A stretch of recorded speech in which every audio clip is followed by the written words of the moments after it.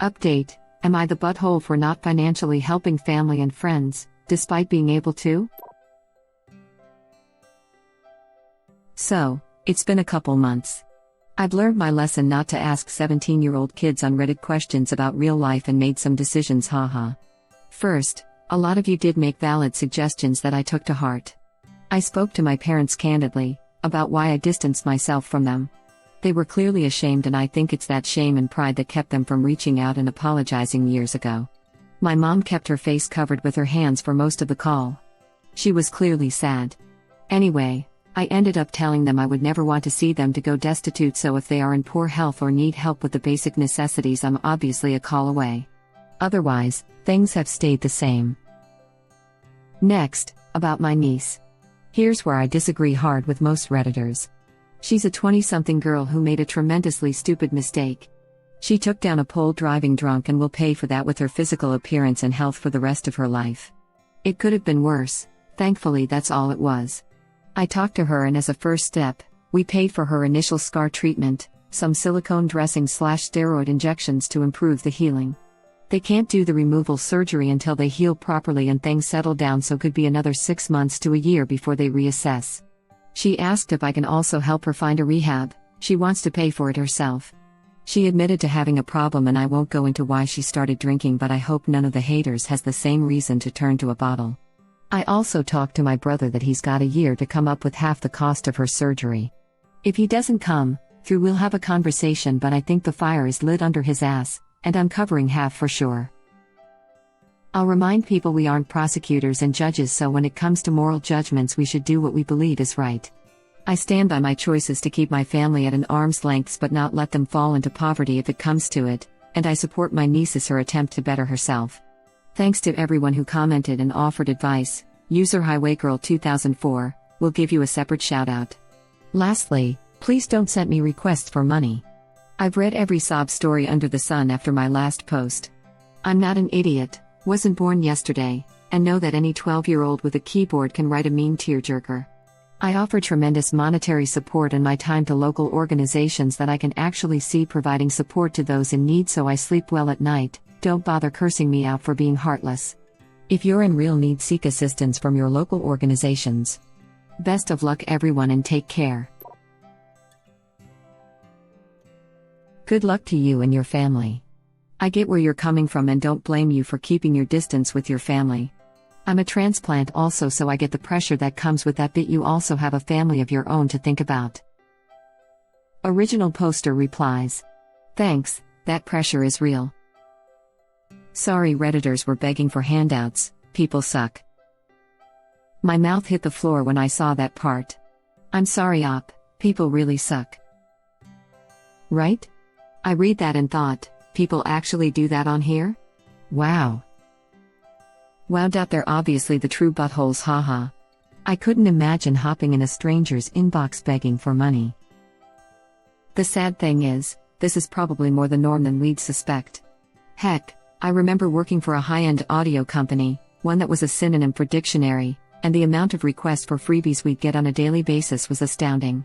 Because, companies that make $8,000 amplifiers and $12,000 receivers routinely give away product to people begging. I suspect it's the same with wealthy people shedding money to /choosing beggars on a daily basis. I know a couple that sends $1,500 to the husband's ex-lover. They had all been friends and in open marriages and with each other when the ex-lover's husband got upset about something, knowing this gal a little, probably this gal was a huge PETA, and he drew the line after years of abuse, and divorce ensues.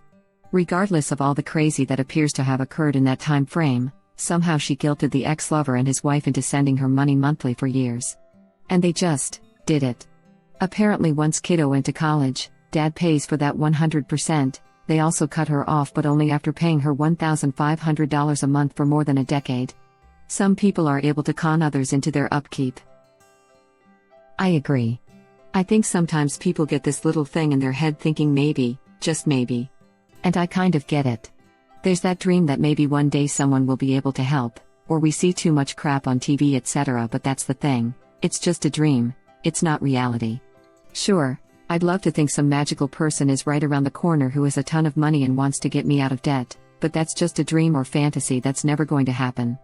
I just can't understand why people would cross that line and actually ask. But you're right, if this stuff actually happened, the choosing beggars sub wouldn't exist, lol. Why do they even think that would work is the question? Does it sometimes actually work? I hope not. People never cease to amaze me. There's a subreddit where you can buy groceries from someone's Amazon wish list and help them out. I posted a comment with some well wishes on one, like hope this box of pasta and beans helps a little, stay strong or whatever, and got PMs for weeks with really obvious grabby asks. Like, here's my Cash App, I need $150, thanks. The sad thing is, there are a lot of people who have a very difficult time saying no, for a variety of reasons, but a large number linked to a medical, age-related or developmental vulnerability, and a kind deed can spiral out of hand and get them in a whole lot of trouble unless someone more cynical is looking out for them. If it's the assistant sub, report every PM you get to the mods so they can stay on top of banning accounts who do that. I have to ask. Are you someone who throws ninjas out of windows, or someone who is a ninja at throwing other people out of windows? Yes. There is a whole list of names banned from places like our assistants because of grifting scammers. I once joked about being A+1 on someone's amazing holiday, when his or her family were being ungrateful, but it was a joke. I can't believe people actually try and scam for money. That's gross. I was just about to comment the same. Effing people, man. People do that everywhere. Any chance they get. I don't understand this. He's someone who built his own company and worked for his money, why would you think he's going to give handouts? If anything, I would ask him for business advice instead of money. I just don't think you know how hard some people have it. I mean, I have a bone in my leg. It's an awful infliction. I've had it my whole life. Please give me money. You think you've got it hard, but some people wish they were you. At least your leg has a bone. My legs are made out of baling wire and paper towel rolls and stuck on with chewing gum. If you can't donate, here's my SoundCloud. Okay, let's all pitch in for your bone removal surgery. Hopes and prayers. OMG. I have that too. I wonder if there's a support group we can join. I've actually got it in both legs, and my arms.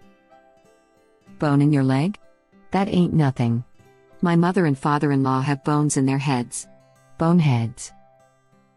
Same here. Original poster was asking for advice, not for Redditors to line up with their sob stories, real or fabricated, and expecting handouts.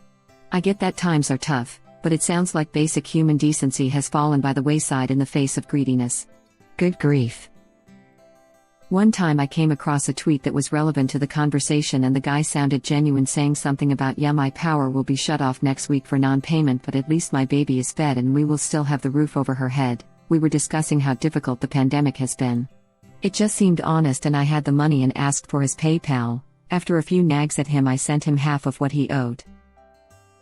My feeling always is, if I have the money and they don't and it sounds genuine, I'll give. I don't brag and don't make a big deal. Most of the time my partner doesn't even know if I've given anything. And even if the story is bullcrap, we all have our cross to bear in one way or the other, and once it's in their hands the money can be used for whatever they choose. When I was 18, I had lost my firstborn child at birth. I was 2 months away from high school graduation. After I managed to get through school, I spiraled. I got into drugs to cope with my baby's unexpected death. One day, after waking up in a public bathroom with my ex, having been evicted the day before, we needed money to go back across town to our families. A clerk at a gas station gave us $20 when we asked for help with bus fare. We obviously looked like junkies, but that day we just wanted to go home to our parents. We did. And I never touched the drugs again. That little bit of humanity and help put me on a path that, now, has me in a position to help. That said, when I told the guy on Twitter I could help, tons of people came out of nowhere asking for money too. It sucks that people are in hard times, but it's worse when they come to you only for money. Hey. I'm proud of you. I can't imagine how hard it must have been. I got my idiot self into addiction last year, my then boyfriend overdosed and died next to me, I got stuck with a dog who had 7 pups the same night and a string of abusive boyfriends/roommates. I got myself through school too, high five us, and with the pandemic, turns out I don't do well without school or a job, something to keep my body and mind busy. I haven't hit rock bottom, but neither do I have anything else to do. Hoping the end of COVID will pull me out of this. I don't know why I'm writing this, your comment just struck a chord with me and I just wanted to say, well, I relate and I'm proud of you. Same. Like. What? No joke, mine did too. Seriously, who does that? That just blew my mind. What is wrong with people? My wife and I had nothing when we first met. Absolutely nothing. Even at those lowest points, the thought to hit up strangers on Reddit for money never even crossed my mind. I found out people hit up friends/family who have recently gotten an inheritance. Sometimes at funerals. That's infuriating. Predators. Yeah, me, too. It never occurred to me that people saw $signs on Reddit and started begging. That's deplorable. I was also shocked to hear that. It's one thing to start a GoFundMe when you have fallen on hard times, but to come to somewhere where people are seeking advice, and most people, I hope, are here to hear their stories and provide honest and helpful opinions, just to try to get money out of them is just shameful. My thoughts exactly. Someone takes the time to write out a post hoping for some advice/outside perspective and people try to take advantage of that. It saddens me. They obviously don't see the irony in behaving like this while judging others on Am I the Butthole? Answers on this sub are typically black and white. People here lack nuance. Original poster replies. I kind of set up myself for it when posting on a sub with 4 possible answers, didn't I? But really, lots of great discussion I've gotten from the first post. Lots of it, especially negative ones, made me do some introspection. I'm so proud of you and I am happy your son is doing well. I think you are doing the right thing. Although I didn't see the first post until you posted this with the update, I agree with you on this one. You have made a life-changing event and you can tell who your friends are and not. TBH, when people hit something in drunk driving, only 2 things happen. Either they see what they did and turn for help, or they deny it by burying themselves in booze. I fully support you trying to get a start with your parents. Not the butthole. Original poster replies. Thank you for your kindness. It's all good to be honest. I think that if you wouldn't have lent a supporting hand to the girl, she would have had nowhere to go. Because let's face it, everyone F up some more than others, but it's the way you get up which counts the most. Agree wholeheartedly. Hopefully she will be grateful and see how this is a critical turning point for what she wants in life. Personally, I feel doing what feels right for you is the most healing. Never feel pressured into helping, but looking back, if you think, personally, if I don't help, will I feel less of myself? If the answer is yes, you know what the right thing to do for you is. I'm glad you were able to have a candid conversation with your parents, and hopefully they can understand why your relationship is in the state it is and take some accountability for that finally. I hope the situation has helped you find some peace, and I'm happy your family is comfortable and healthy. I do not understand people who ask strangers for money. It's never not shocking to me to hear about that. Who thinks sending a sob story to a stranger and asking for money will actually work? Works all the time actually. Spam, random scammers on the street, etc. People do it because it's been proven to be effective on the gullible. I mean, I get that asking people for money works. I'm specifically stunned by this type of situation where someone says they are rich and people just message them straight up asking for money. Same. I can't believe the nerve of some people. I'm sorry original poster had to deal with that. Well, any scammer not a complete idiot will match the scam to the victim if they can. So for this poor to riches guy who had a sick child long ago, they'd spin the same tale to him. Asking for money for their daughter's medicine or some such lie. It's the kind of tale that scammers already use on people they don't know the history of, and it does occasionally work even then.